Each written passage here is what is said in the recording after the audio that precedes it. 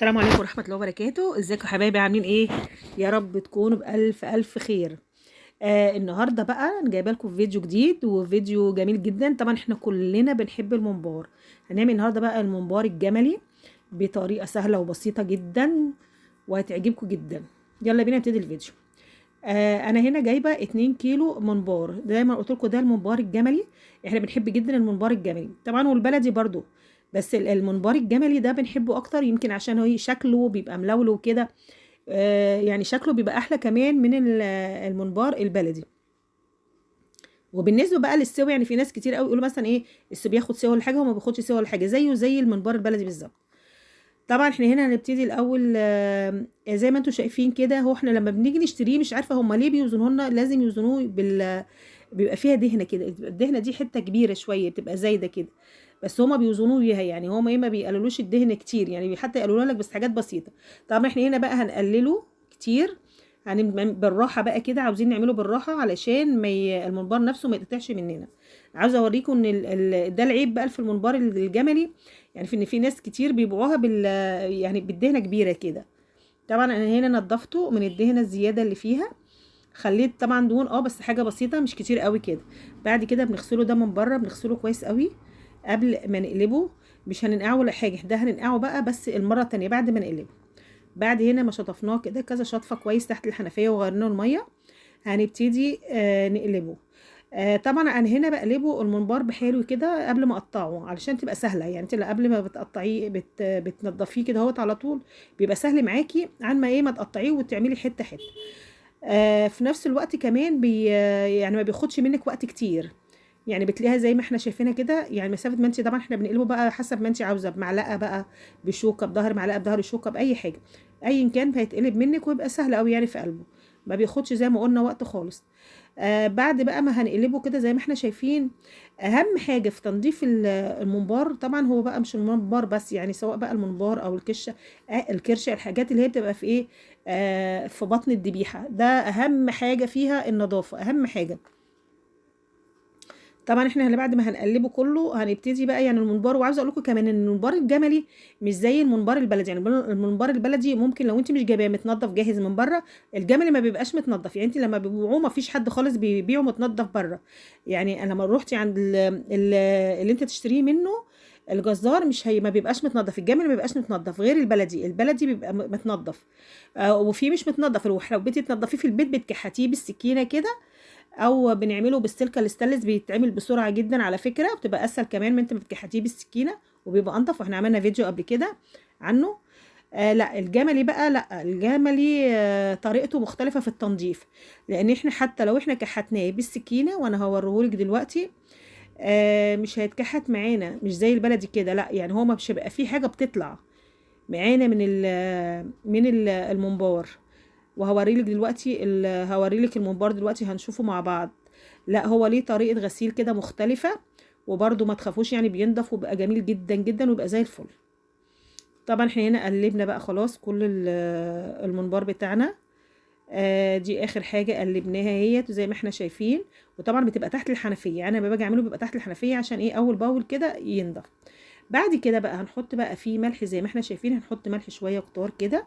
وبعد كده زي ما احنا شايفين كده بندعكيه كده من الملح كويس. لان زي ما اقول بصي، يعني انت كده حتى لو هتلاقي مش هتلاقي بقى في حاجات بقى بتطلع بالسكينه ولا اي حاجه، لا هتلاقيه هو يعني صراحه بيبقى نضيف. الجملي بيبقى نضيف، ما بيفوش الحاجات اللي هي ايه اللي بتتكحت بالسكينه دي. زي ما احنا شايفينه قدامنا دلوقتي ده لازم موضوع الملح دوت بصوا هو بيبقى تطهير، وفي نفس الوقت كمان بتبقى نظافه.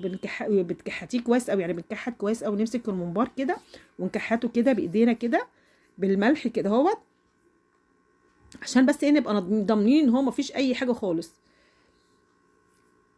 بعد كده بنبتدي بقى نشطفه كويس، يعني نقعد كده شويه كويسين كده ندعكه بالملح. وبعد كده بنشطفه زي ما احنا شايفين تحت الحنفيه لحد ما نلاقي الميه بقت بيضه خالص كده ونضيفه. يعني شوف الميه بقت عامله ازاي، بيضه ونضيفه، ما فيهاش اي حاجه خالص زي ما احنا شايفين.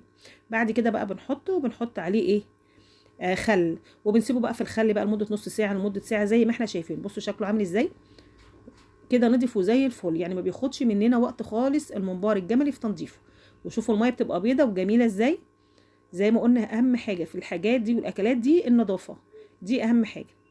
بعد كده بقى بنشطفه كده كويس، بنشطفه كتير. وبعد كده هنبتدي نعدله بقى على الناحيه التانية، عشان نبتدي برضو نغسلها برضو نفس الموضوع بالملح، وبرضو هننقعها في الخل قبل ما نبتدي نحشيه. في بعض الناس طبعا او يمكن يعني ناس كتير بتحشيه على ظهره يعني او على وشه، يعني الجزء اللي هو بيبقى فيه الدهن ده بيبقى من جوه. صراحه انا ما عملتوش بالطريقه دي قبل كده، وصراحه ومش يعني ما بفضلش اعمل الطريقه دي، علشان برضو مهما كان احنا اللي هي بره دي احنا ما غسلناش كويس قبل ما نقلبه، لان احنا لازم تتغسل كويس، وبعدين لازم لما نعدله هنقلبها تاني. يعني عشان نعملها بالمنظر ده لازم نقلبه مرتين عشان تكون نطفت كويس. هنا بعد ما قلبناه طبعا هنحط نفس اللي عملناه في الطريقه الاولانيه على الظهر، هنعمله برضو نفس الموضوع في الوش ده. برضو هنبتدي نغسله بالملح كويس ونشطفه كذا مره، بعد كده ننقعه في الخل. وهنا بقى المرحله الاخيره مرحله التقطيع، انت بتقطعيه حسب بقى ما انت عاوزاه ايه. في كده بيبقى ملولو مرتين، وفي بيبقى ملولو مره واحده، وانا هوريكم انا عملت الطريقتين. بصراحه انا بحب اللي هو ملولو مرتين، دي بتبقى شكلها حلو قوي.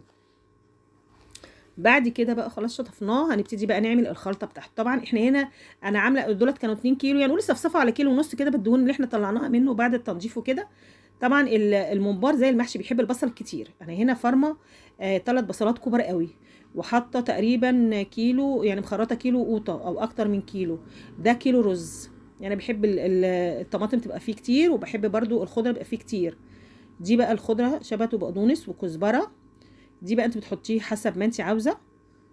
انا صراحه بحبها كتير زي ما قلت لك، انا بحب الحاجات دي بتدي طعم او حلو قوي للممبار.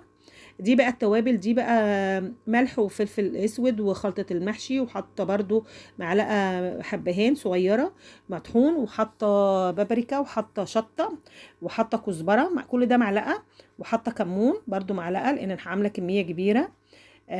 وبصل بودر، بصل بودر برضو بيديله طعم حلو قوي.